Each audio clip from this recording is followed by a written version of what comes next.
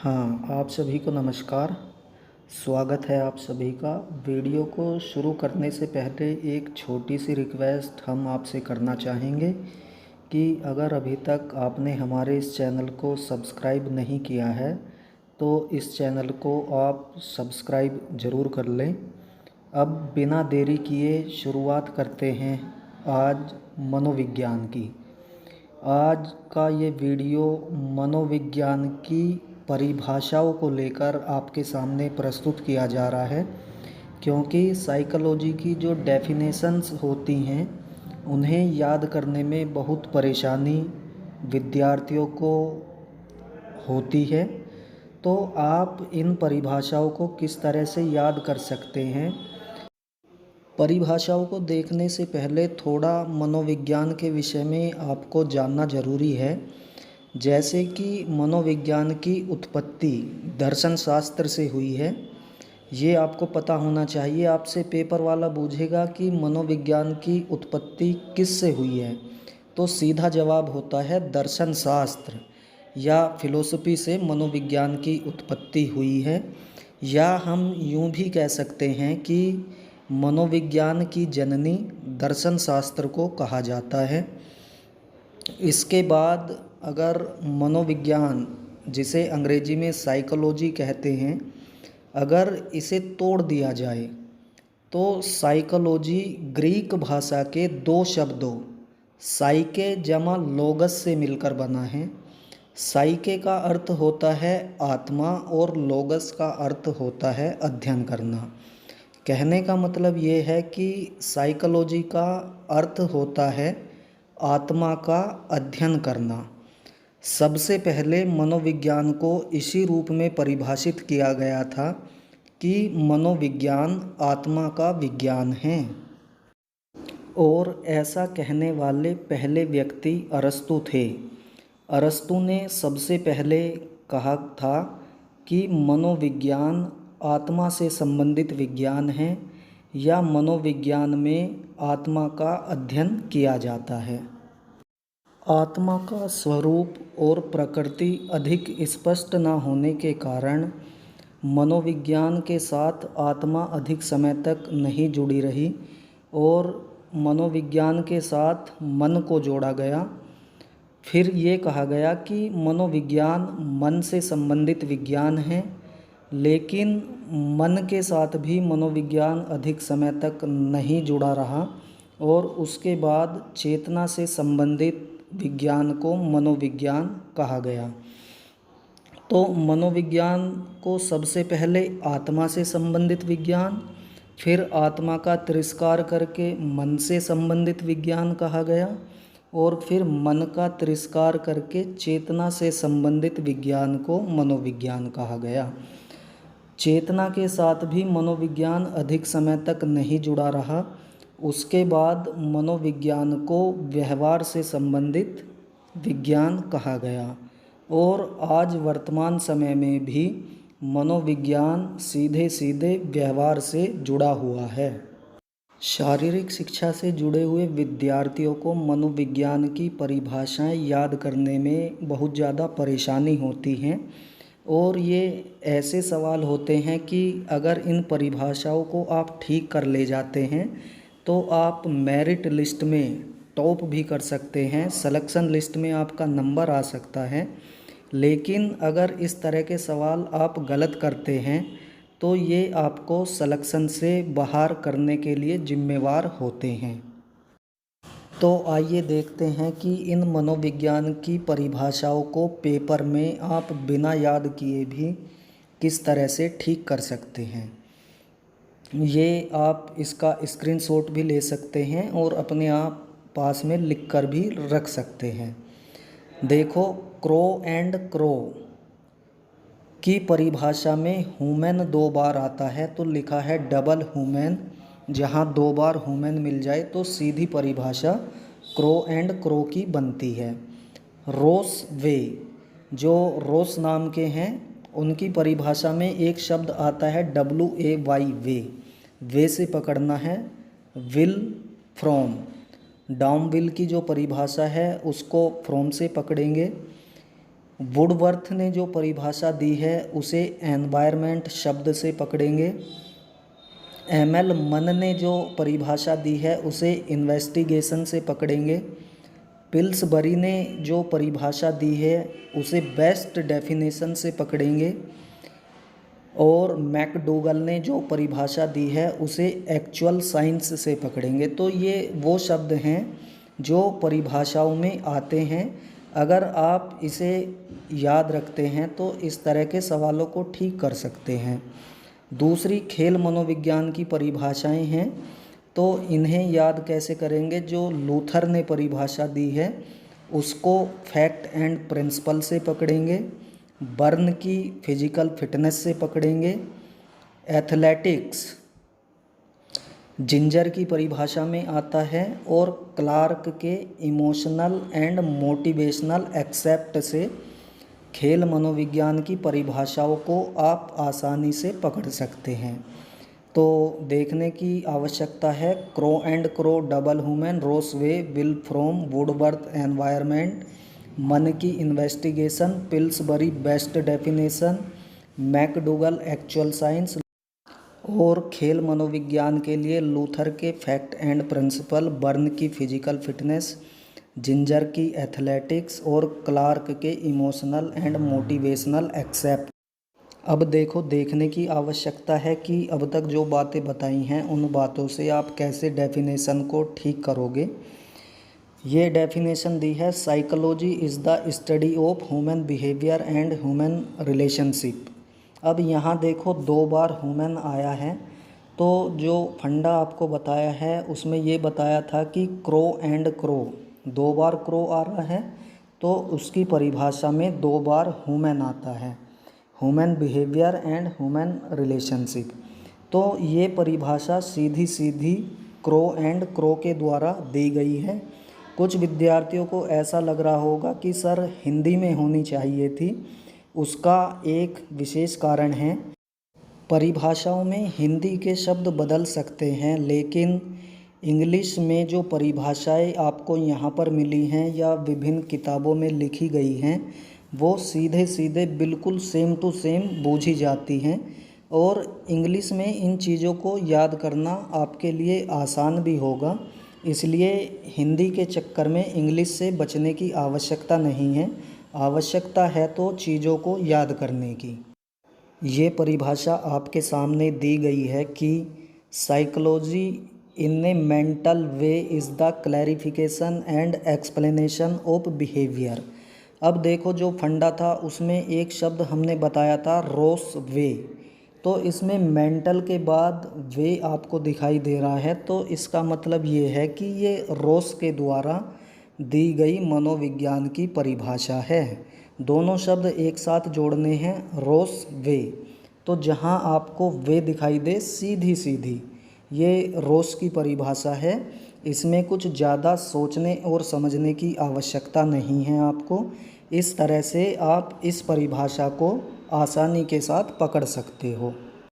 ये परिभाषा आपके सामने जो दी गई है आपको दिखाई दे रही है, it is a study of mental from. तो एक शब्द विल फ्रॉम आपको बताया था। कहने का मतलब ये है कि जहाँ आपको फॉर्म दिखाई दे वो विल के साथ जोड़नी है। और विल का मतलब है डॉम विल से, DOOMWIL, विल फ्रॉम। तो ये सीधी सीधी डॉम विल के द्वारा दी गई परिभाषा it is a study of mental from है। इस तरह से आप इसे पकड़ेंगे। साइकोलॉजी की ये परिभाषा जो आपको दिखाई दे रही है इसे देखने की आवश्यकता है। ये कह रही है कि psychology concern with the activity of the individual in relation of his environment. अब देखो, एनवायरनमेंट के साथ जो शब्द जुड़ा था वो था वुडवर्थ की, वुडवर्थ एनवायरनमेंट। तो इस परिभाषा में आपको एनवायरनमेंट दिखाई दे रहा है, इसलिए ये परिभाषा वुडवर्थ के द्वारा दी गई है। वुडवर्थ एनवायरनमेंट, इन दोनों शब्दों को एक साथ जोड़ते हुए आप वुडवर्थ द्वारा दी गई परिभाषा को आसानी के साथ पकड़ सकते हैं। इसमें किसी तरह की परेशानी आपको नहीं होगी। हाँ, ये परिभाषा आपके सामने जो कह रही है कि psychology is concern with the scientific investigation of today behaviour. इस परिभाषा में देखो इन्वेस्टिगेशन शब्द आपको दिखाई दे रहा है, और जो हमारा फंडा था उसमें आपके सामने लिखा गया था कि मन की इन्वेस्टिगेशन। तो जो एमएल मन थे उनके द्वारा ये परिभाषा दी गई थी, जो psychology is concern with the scientific investigation of today behaviour है। तो मन की इन्वेस्टिगेशन से आप इस परिभाषा को पकड़ते हुए एमएल मन लेखक तक पहुंच सकते हैं। हाँ, ये परिभाषा जो आपके सामने आई है, the best definition of psychology is the science of human behaviour. तो देखो जो आपको फंडा बताया था उसमें पिल्सबरी के साथ में बेस्ट डेफिनेशन को जोड़ा गया था। अब यहाँ आपको शुरू में ही दिखाई दे रहा है द बेस्ट डेफिनेशन। तो जहाँ ये शब्द आपको दिखाई दिया इसको सीधे सीधे रिलेट कर देना है पिल्सबरी के साथ।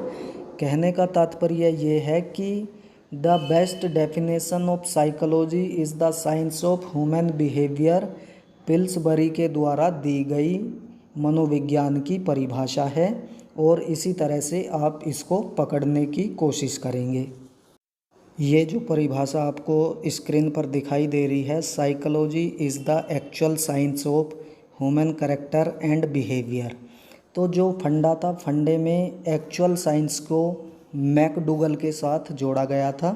तो जहाँ पर भी आपको एक्चुअल साइंस वर्ड दिखाई देता है उसको सीधे सीधे रिलेट कर देना है मैकडूगल के साथ। कहने का मतलब मैकडूगल के द्वारा जो परिभाषा दी गई थी वो psychology is the actual science of human character and behaviour है। इसी तरह से आपको ये परिभाषा पकड़नी है। अब तक हमने देखी हैं मनोविज्ञान की परिभाषाएं, अब हम देख लेते हैं खेल मनोविज्ञान की। अगर कोई परिभाषा किसी प्रतियोगी परीक्षा में हमारे सामने आ जाती है तो उसे हम किस प्रकार से पकड़ेंगे। तो इसको याद करने के लिए जो आपको बातें बताई गई थी कि लूथर के फैक्ट एंड प्रिंसिपल, बर्न की फिजिकल फिटनेस, एथलेटिक्स में जिंजर और क्लार्क के इमोशनल एंड मोटिवेशनल एक्सेप्ट। तो देखो ये जो परिभाषा है, sport psychology is an over which attempt to apply psychological fact and principal.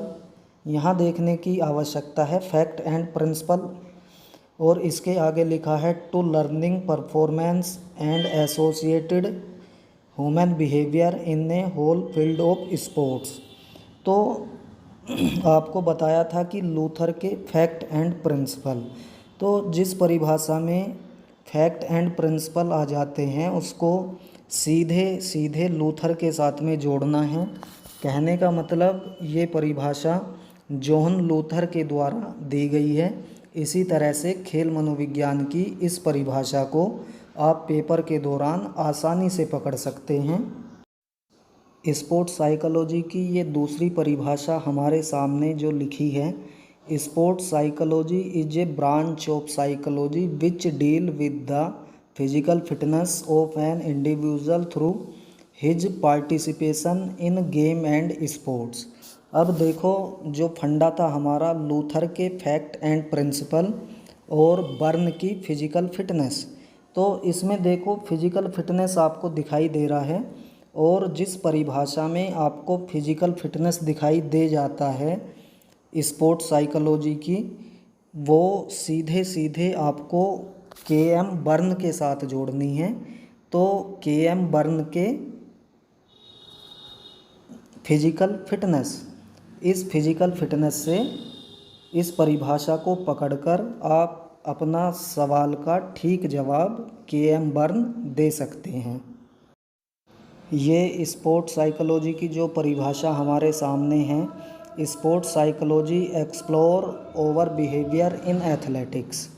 तो देखो जो फंडा था एथलेटिक्स को हमने जिंजर के साथ जोड़ा था।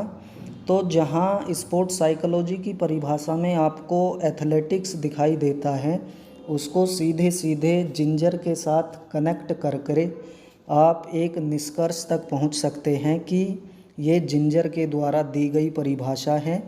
इन परिभाषाओं को याद आप पूरी तरह से नहीं कर सकते हैं। इन परिभाषाओं को केवल कुछ शब्दों के माध्यम से आप पेपर के दौरान पकड़ सकते हैं। इन शब्दों को हमने अपने हिसाब से डेवलप किया है, और अगर हमारे सामने इस तरह की परिभाषाएं पेपर में कहीं आई हैं तो वो हमारी ठीक भी हुई हैं, और उसी को फॉलो करते हुए वो सब चीज़ें आपके सामने यहाँ प्रस्तुत करने का प्रयास किया जा रहा है, ताकि इन चीज़ों का लाभ उठाकर आप भी प्रतियोगी परीक्षाओं में सफलता प्राप्त कर सकें। फिर भी अगर किसी परिभाषा को याद करने में, समझने में किसी तरह की कोई परेशानी आपको आ रही है तो आप कमेंट्स करके हमें बता सकते हैं, और हमारा पूरा प्रयास ये रहेगा कि आपकी उन समस्याओं का हम किसी भी प्रकार से समाधान कर सकें। स्पोर्ट्स साइकोलॉजी की ये जो परिभाषा आपके सामने है, जो कह रही है कि sports psychology is applied psychology, it is more concern with personality, emotional and motivational aspect of sports and physical activity in employ many of technique use in psychology. तो जो देखो फंडा जो था, फंडे में क्लार्क के साथ इमोशनल एंड मोटिवेशनल जोड़ा गया था। तो इस परिभाषा में आपको इमोशनल एंड मोटिवेशनल दिखाई दे रहा है। तो जहाँ पर या जिस परिभाषा में आपको ये शब्द दिखाई देते हैं, इन शब्दों को सीधे सीधे आपको क्लार्क एंड क्लार्क के साथ जोड़ देना है, और ये परिभाषा सीधी सीधी क्लार्क एंड क्लार्क के द्वारा दी गई है। इसी तरह से आप इस परिभाषा को आसानी के साथ पकड़ सकते हैं। तो ये थी मनोविज्ञान और खेल मनोविज्ञान की वो फेमस परिभाषाएं जो अक्सर प्रतियोगी परीक्षाओं में आपसे पूछी जाती हैं। अगर आपको हमारे द्वारा बताई गई ये परिभाषाएं अच्छी लगती हैं तो आप हमारे इस चैनल को सब्सक्राइब ज़रूर कर लें, और वीडियो को लाइक भी ज़रूर कर दें। फिज़िकल एजुकेशन से संबंधित अगर ऐसे कुछ और भी टॉपिक्स हैं कि जिनको याद करने में आपको परेशानी होती है, तो आप हमें बता सकते हैं कमेंट्स के माध्यम से, ताकि हम उन चीज़ों के ऊपर काम करके उनके बढ़िया फंडे आपके सामने प्रस्तुत कर सकें, ताकि आप कम मेहनत करके कम समय में अधिक से अधिक चीज़ों को आसानी के साथ याद रख सकें और प्रतियोगी परीक्षाओं में सफलता प्राप्त कर सकें। इसी तरह के किसी और टॉपिक को लेकर बहुत जल्द आपके सामने हम हाजिर होंगे। किसी कठिन टॉपिक या ऐसा टॉपिक जिसको याद करने में आपको बेहद परेशानी होती है, उन चीज़ों को आप विभिन्न प्रकार के फंडों को लगाते हुए किस तरह से आसानी से याद रख सकते हैं, बहुत जल्द आपको अगली वीडियो में मिलेंगे। वीडियो को देखने के लिए आप सभी का बहुत बहुत धन्यवाद और आभार। Thank you very much.